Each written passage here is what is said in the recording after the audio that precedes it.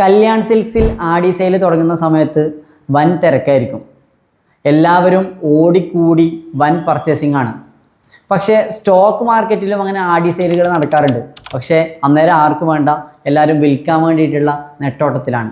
Cochin ship yard 2500 3000 ഉണ്ടായിരുന്ന സമയത്ത് വാങ്ങാൻ ആളുകളുടെ തിരക്കും ബഹളമായിരുന്നു. പക്ഷേ അത് താഴെ വന്ന് 1200 1300 റേഞ്ചിൽ നിൽക്കുന്ന സമയത്ത് വാങ്ങാൻ ഒരു തിരക്കുമില്ല, ആർക്കും വേണ്ട. ഇതേ അവസ്ഥ തന്നെയാണ് ടാറ്റ മോട്ടോഴ്സിലും. 900-ലും 1000-ലും 1100-ലും വാങ്ങാൻ ആളുകളുടെ ബഹളവും തിരക്കുമായിരുന്നു.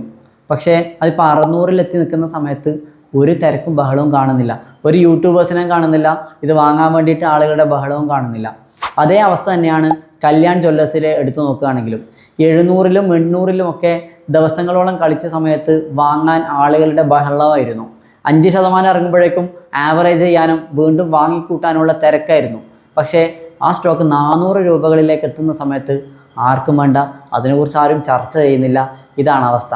ട്രംപ് അണ്ണൻ ലോക രാജ്യങ്ങൾക്കൊക്കെ താരിഫ് ഏർപ്പെടുത്തി മാർക്കറ്റുകളൊക്കെ ഒന്ന് പിടിച്ചു കുലുക്കിയിട്ടുണ്ട്. അതുകൊണ്ട് തന്നെ വീണ്ടും ഒരു ആടി സെയിലിനുള്ള എല്ലാ ലക്ഷണങ്ങളും മാർക്കറ്റിൽ ഇപ്പോൾ കാണുന്നുണ്ട്.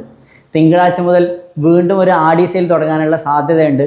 അതുകൊണ്ട് തന്നെ ഇത്തരം വീഴ്ചകളിൽ, ഇത്തരം ആടി സെയിലുകളിൽ നമ്മൾ മാക്സിമം ലോങ് ടേമിലേക്ക് ഇൻവെസ്റ്റ്മെൻറ്റ് ചെയ്യാൻ വേണ്ടി നമ്മൾ പരിഗണിക്കണം.